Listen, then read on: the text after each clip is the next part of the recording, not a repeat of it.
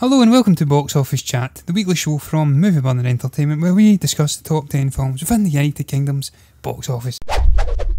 This is for the weekend, August 17th to 19th. What have we got at number 1 this week, Stephen? It's a little Disney film. Yeah, a little Disney film called Christopher Robin, John, in its first week grossing 2.4 million over the weekend. I know you've went and seen this already over the weekend. I haven't. I am going to go and see this midweek with my daughter. We're looking forward to going and seeing this. We talked about this, I think, maybe a few months ago when the trailer came out. I think both of us were thoroughly impressed by what we were seeing. Good to see the original actor, or voice actor, is back playing Pooh. I think that adds a little bit of authenticity to the character. And Ewan McGregor, it's got Ewan McGregor in it, so it's going to be a good film, I think. But you can come in and you can let us know what your thoughts are as well. Yes, it has got the original voice actor, Jim Cummings. He's been doing this for, I think, about 30 years now. He actually voices Winnie the Pooh and Tigger. And Tigger was one of the standout stuffed toys, stroke animated characters in this film, alongside Eeyore and, of course, Winnie the Pooh. It's a very simple story, Stephen. Very, very simple in actual fact. It follows, I was speaking to you about it before we came on, it follows Christopher Robin, who's became older. We do get a very, very cool introductory scene. It lasts maybe 5 minutes or so, but it's like a book flicking pages with the chapters and the little illustrations on the right hand side, and then those illustrations transform into actual live action on the screen. I thought that was very, very cool. I thought the cinematography and as a whole was fantastic in this film. We did speak about it maybe 2 or 3 weeks back, and it was Mark Foster who was doing an interview, a question and answer interview, and he was talking about the trials they had and the effort they had to put in to make this work with them putting stuffed toys in front of the likes of Ewan McGregor, and then they'd do another scene with them away, and he was basically acting to thin air. So I thought the way they pieced this all together was incredible. I says they would do it because these guys are just genius, the people they've got working with the visuals and stuff. I thought the visuals were incredible. They says that there was going to be foggy stuff happening at the start, and then as things brightened up for Christopher Robin and they get reacquainted with his friends, it would brighten up, and that certainly was the case. I love the fact that he kept going back to this log. I've not read the books and I've not seen the animated series in a long, long time, so I don't know if this log in 100 Acre Woods has got a special meaning for the characters. But they went there when he was a little boy at the start, then he said goodbye, he was going to boarding school, and they came back again to that twice afterwards with the older Christopher Robin.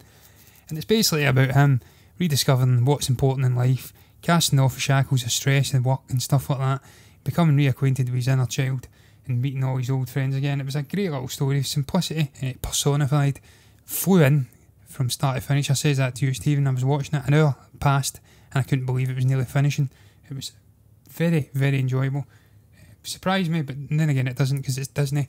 Ewan McGregor was absolutely outstanding as Christopher Robin, and as I did say, Eeyore was a standout as one of the stuffed toys. So pessimistic, gets such a monotonous and downtrodden way about him, and it was just hilarious the way the jokes were getting flung, and I liked the humour as well. It was overall very, very good film. Not surprised it's come in at number 1. 2.4 million's very decent for an opening weekend for a film like this. It's probably going to have a limited audience in the sense that a lot of today's generation won't know anything about Christopher Robin, Winnie the Pooh, or any of the characters within. This is more for people my generation and before who will connect with this. Yeah, just going back, John, to Mark Forster. He's no stranger to this, I don't want to say genre, but you know, that's that kind of storytelling in Finding Neverland as well, back in 2004. That was a terrific film. Yeah. You know, you've got The Kite Runner as well. I also liked World War Z. You know, a lot of people really did get a lot of mixed reviews. I think there was a lot of reshoots in that film. I can remember when it was getting filmed here in Glasgow back in 2010. It didn't come out to 2013. There was a lot of production issues on that, but I don't think that was anything to do with the director. As I said, I thoroughly enjoyed that film. Monsters Ball as well, going further back, that was a great film.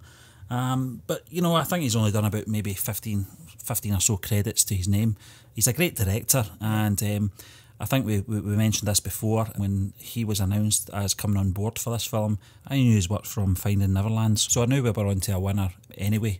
I'm looking forward to seeing this. I've seen all the previews now, the television spots and stuff like that. Can't wait to see it now. I think my daughter's going to enjoy it as well. I think it's one of those films that, you know, it's family orientated. It's not just directed at kids. Adults will get a kick out of this as well, and I can't wait.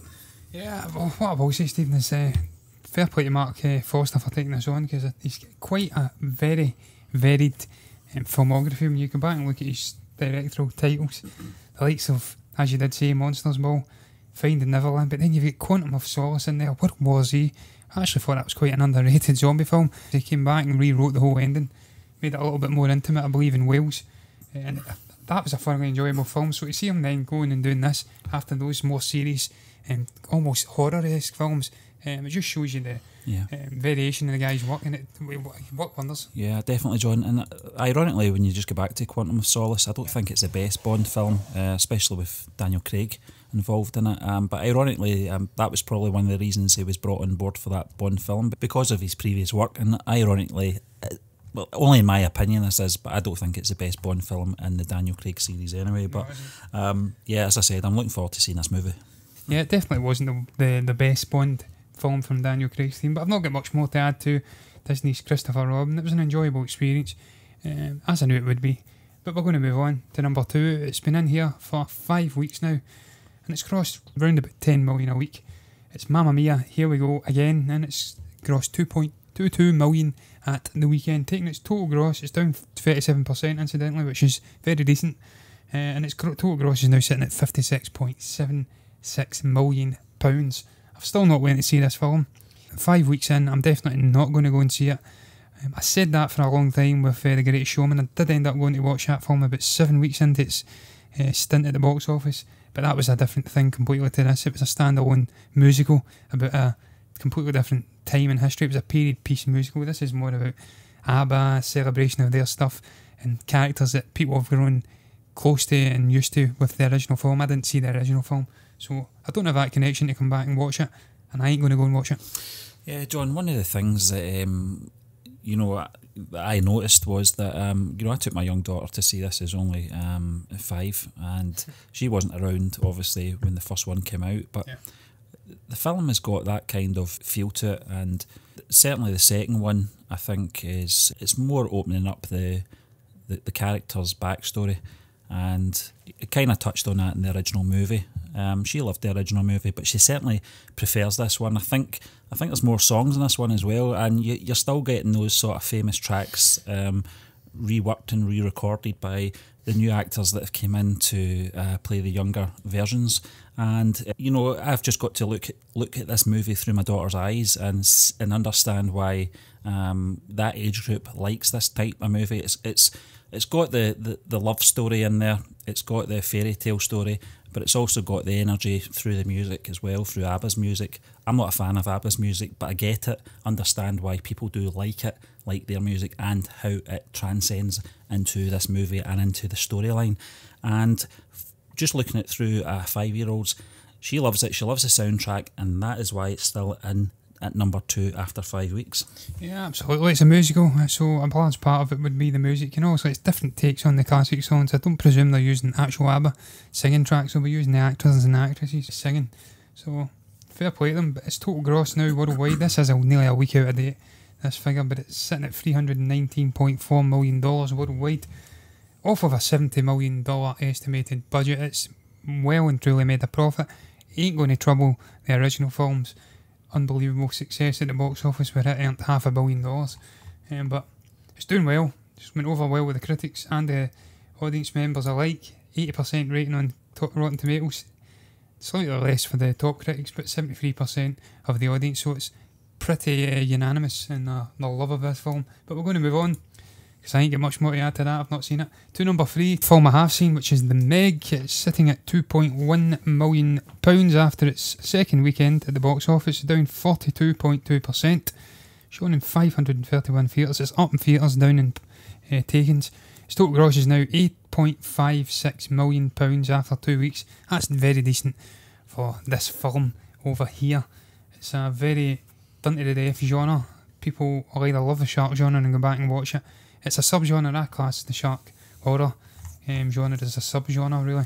This is certainly an interesting take on the genre. I don't know if we've seen this before. I've lost the plot with the shark films, but it's following a 70-foot prehistoric shark that was presumed to have been extinct, but it resurfaces through some gassy level deep down in the ocean. These scientists go down to check underneath to see if it's actually the bottom of the ocean, or there's a level below they go down.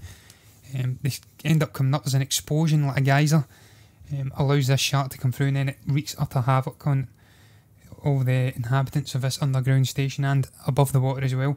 Jason Statham's Jonas Taylor is a bit of a specialist in dealing with these incidents. He saved people before from a similar attack, and he does it again here. He's the all-action hero, Jason. You know what you're getting from him. The rest of the cast, a little bit disappointing. I don't know much of him, I can't lie. Out with of Cliff Curtis, a scene in Fear of the Walking Dead. Cast is a bit samey. Rainn Wilson, I believe, was actually in The Office, so I do know him as well. I'm pretty sure he was in The Office. Decent action film. You know what you're getting. It's not going to win any Oscars anytime soon. Full of corny, cheesy moments. Visually, it was amazing, but yeah. Yeah, director John Turteltaub, I think he should be more than satisfied with how this movie is going at the moment, John, here in the UK. You know, to get another just over £2 million over the weekend is quite impressive. You know, in its second week, I actually didn't think this would... I didn't think it would hold a top 5 spot, to be honest with you. I thought this would be falling off very much in the vein of Mission Impossible's Fallout, which is a far superior film to this, in my opinion. But I can see why it is still drawing in the crowds. You know, you've got to remember, Jason Statham is becoming a bit of a national treasure, whether you like it or not. You know, you know, from where he came from with his first movie, I think it was Lock, Stock and Two Smoking Barrels. He's came a long way since then. Yes. I don't know about his acting's came a long way since then, but certainly, you know, he's a brand name. He's a guy that you can go to if you want to, you know, if you're looking at a box office release in the summer, which is going to be big and outrageous, then he certainly is the man to go to if you can't get The Rock. But no, listen, I can understand why it is. Shark movies are a bit of a mixed bag for me. Loved the first couple of Jaws movies. Got a bit ridiculous after that with the sequels. I think the 3D one and the Revenge one was just try to erase that out of my mind. And then you had the Sharknado films as well. I don't know how many that's up to now. I think it's 2 or 3, I'm not sure. Was it Deep Blue Sea as well, Stephen? Was that the one with Samuel L. Jackson? Yeah, the Deep Blue Sea that was more like a Jurassic Park in the water type movie, you know, but it was still obviously involved sharks and stuff like that. But this movie, I can understand where they're going with it, making the actual shark some kind of prehistoric version, but it's still the end result. You've got a shark wants to just kill people, and I think it's going to hang about in there for the next few weeks anyway. Coming in with another 2 million over the weekend is very impressive in its second week. I didn't think it would be. Yeah, the shark's name, I believe, was a megalodon. If anybody out there knows what that is, I don't. But it was big, and it wreaked utter chaos. Some moments of humour, I believe, were black humour. I don't know if it was intended, and I'm just a sadist. But moments where a Chinese chap on a raft at the beach gets thrown into the water, and I believe he's eaten as well. That was good. There was a moment where a Chinese chap was actually in an inflatable ball on top of the surface, and he was ate. The nigga just fancied some Chinese, hadn't he? Yeah. They did. They fancied some Chinese, and he got it in this inflatable ball. I was laughing my head off, not going to lie. But its total cumulative worldwide gross is now $315.96 million off of a $130 million budget. Very successful film. It's made a profit. Fair play to it. I'm sure promotions ate into that profit quite a bit, but it still made a profit nonetheless. It's going over reasonably well with audience members, not so much with the critics as you'd expect. But we're going to move on, Stephen, to number 4, and it's Equalizer 2, which is of course the sequel to the Denzel 2014 film about him being a bit of a vigilante chap who goes about and beats the shit out of people, basically. This one has grossed £1.9 million in its opening weekend. It's shown in 589 theatres already. It's okay. I have to say, I've looked at some of the critical response. I do plan to go and watch this film at some point in the next few days. I've looked at some of the critical response, so it's a bit of a mixed bag, to say the least. Yeah, I saw some of the reviews as well, John, but one thing I'll say is I think it's getting quite similar ratings as the original movie is. Certainly on IMDb. I don't know about Rotten Tomatoes, but you know, Antoine Fuqua, I think that's how you pronounce the chap's name. He's worked with Denzel Washington in so many films. When you look at The Magnificent Seven, the original Equalizer, Training Day, and so on. I think he might have done one of the Olympus Has Fallen movies as well, somewhere down the line. Olympus, or I can't remember, London Has Fallen, I can't remember what one it was. But no, I mean, it's a movie that I'll probably go and see. I did enjoy the original movie. You know what you're getting with a Denzel Washington movie anyway. It's always entertaining. to some degree, and I certainly will check this out. Yeah, I'm just reading a little short review there, Stephen, as you're talking, and it says that it's lucky that the threshold for entertainment is just low enough to cover even middling affairs, where Denzel Washington dishes out righteous justice to the cocky criminals and ne'er-do-wells of the world. This is very much a strict formulaic second entry for 2015's original film. It says it's basically based on a TV series. I didn't know that, I can't lie.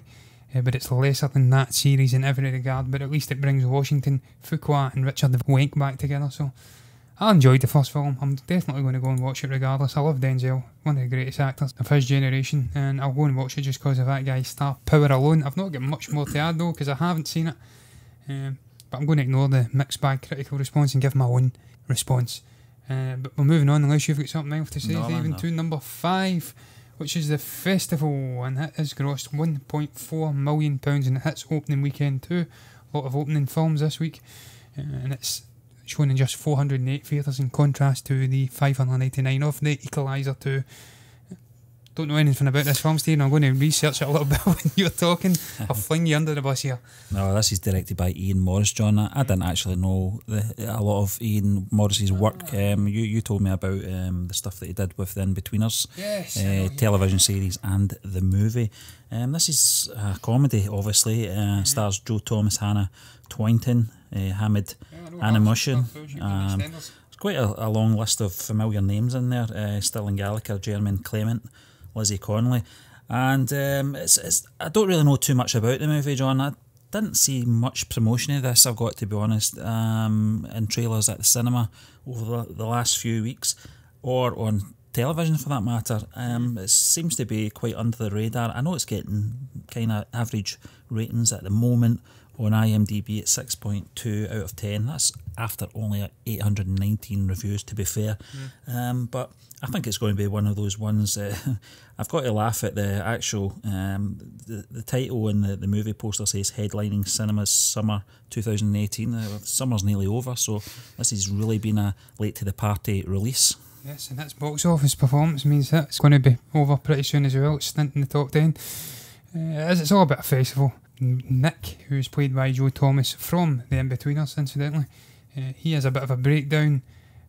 He's dumped at his graduation, goes off with his best friend to an epic music festival where mayhem ensues in the mud and they embrace the music. As you did say, Stephen, it's from the creator of The In-Betweeners too, so you know what you're going to get if you've seen the series or the film that's spawned from that. The type of humour you're going to get is quite silly, often immature, but hey, it's got its audience. I didn't mind In-Betweeners. I may give this a bash. I have got an unlimited card after all, so I may go and give it a watch. I did say previously, Stephen, that Hannah Twainton, as you were talking about her, I mentioned her, was in EastEnders. She isn't. She wasn't in EastEnders. She was actually in Hollyoaks. You can tell I'm a big EastEnders fan, clearly. But yeah, she was in a shitey BBC, British, I don't know what channel it's on, sitcom. They all blend into one after a while. But yeah, I've not seen it. I may give it a bash at some point. I see Jermaine Clement is in there. He was actually in Moana. He played the big crab. He is an intriguing chap. I think he's a singer and he's also an actor. So it's got a decent to middling cast. So it's definitely one to maybe give a bash at some point if I'm bored in the week. But I've not got much more to add to it right now. So we're going to move on to number 6, which is Incredibles 2. It's still in there after 6 weeks. It's grossed £1.35 million at the weekend. It's down 37.7%, and it's now grossed £49.69 million. That's very, very impressive after 6 weeks. I can't recall what the original Incredibles got. I'd have to do some short research on that, but that is very, very good for an animated film. I think Coco finished with about £45 million over here, so it's beat that, and that was a very decent Disney Pixar film. So hats off to it. This is another Disney Pixar film, incidentally. One thing I'll say though, John, Coco was an original movie. This is a sequel, a highly anticipated sequel.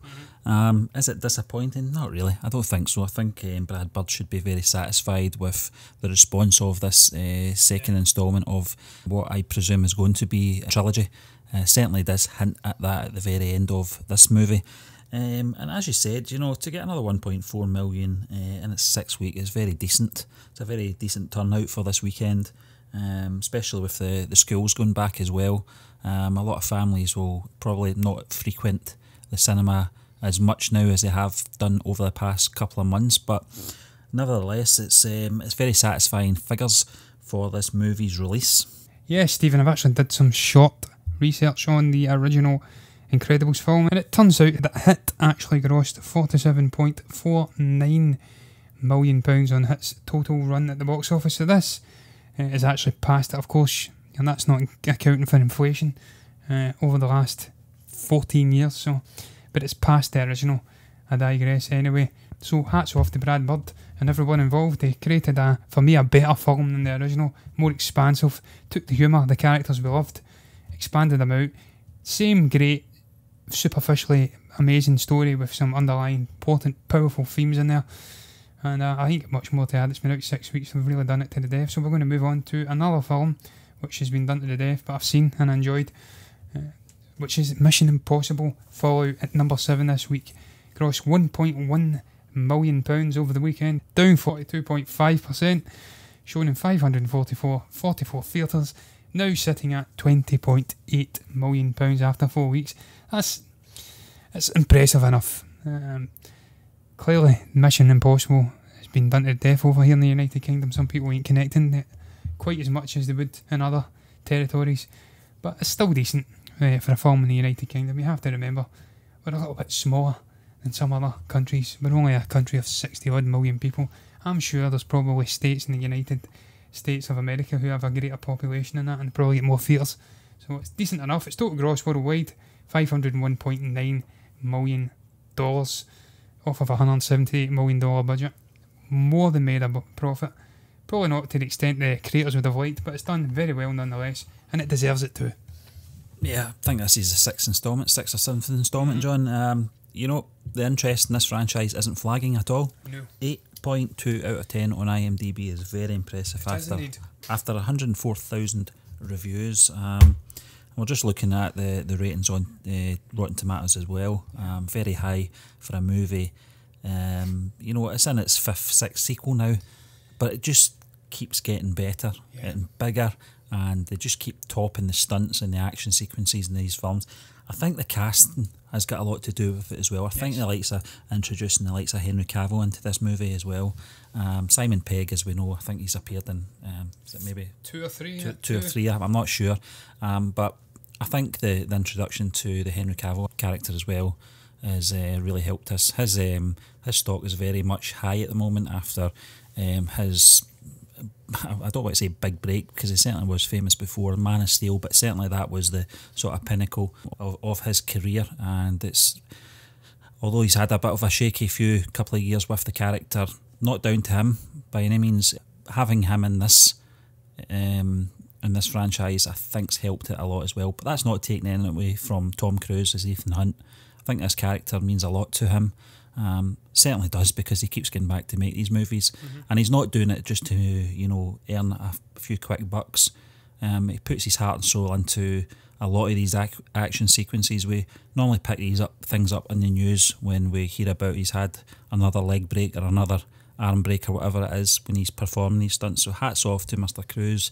Another successful movie, another successful instalment in the Mission Impossible series, and I think it's going to be in the top 10 for the next few weeks at least.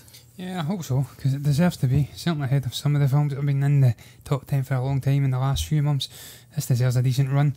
Whether it does get a decent run is another thing entirely. I think another thing, Stephen, that helps these films is the fact that there is a lot of returning characters and actors playing them that we bond with, fans of the franchise bond with, and then obviously you have that connection, you go back and watch them just for them. The likes of Ving Rhames, who's been with Tom Cruise, and his character Luther Stickles been with the Ethan Hunt character from the very beginning. You've got the likes of Simon Pegg, as you did say. 3 films I believe he's been in, form that connection to him. I'm pretty sure Alec Baldwin's been in there for a good while too. Angela Bassett. Rebecca Ferguson's came over, I believe, from Rogue Nation at least.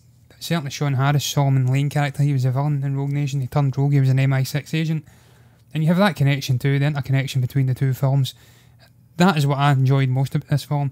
Out with the amazing visuals and the incredible action sequences, it was the complexity of the story and the fact that we've got an antagonist that's actually a decent threat for Ethan Hunt. They're more than a match. This underground group, the Apostles, really wanting to bring world peace through the greatest amount of suffering, because their motto was the greater the suffering, the greater the peace. So we have a great antagonist who's again going to continue on to another film because they've left the door open there. That was another big positive for this film. And as you did say, some of the characters that have come in there, the actors that have come in, Vanessa Kirby as well as the White Widow, she was great. A whole host of brilliant characters, and the continuity from the previous films has certainly helped. So I'm glad to see it's doing well. Certainly deserves it. For me, the best Mission Impossible film to date. But we're going to move on to number 8.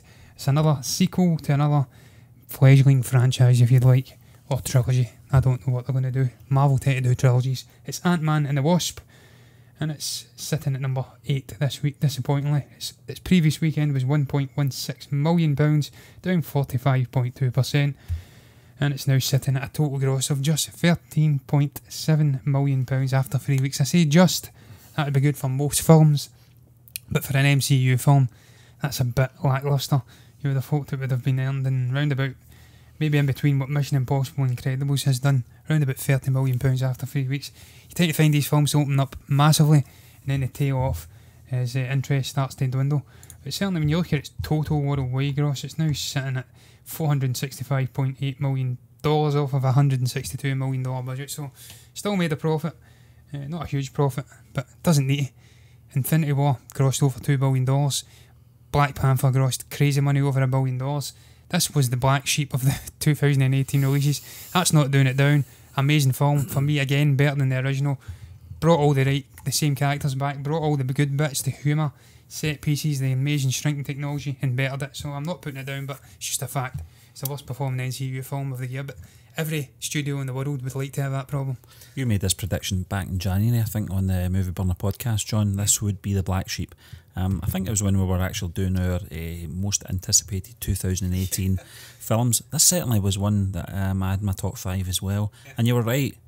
This was before we knew of the 4-week delay we were going to have here in the UK and on its release as well, which it was always going to be up against it.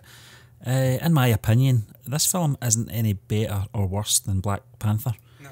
But unfortunately, yeah, I think here in the UK, certainly, I think it's been the way the release date was handled. Certainly did have a big effect on the box office here. It's sad to see that, those figures, 1.2 million over the weekend, 13.7 million overall in those 3 weeks since its release. But as you said, it still made a tidy profit. I don't think Marvel are going to be being kept up at night over this release.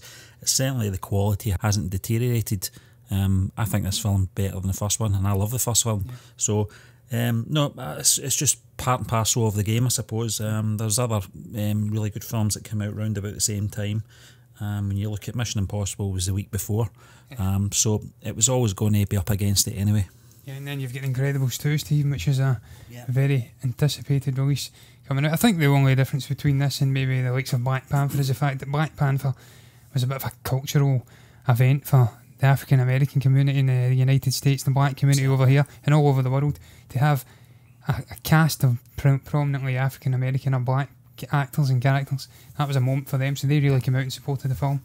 Certainly I supported the film as well, despite not being black or African American, because it was just a damn good film.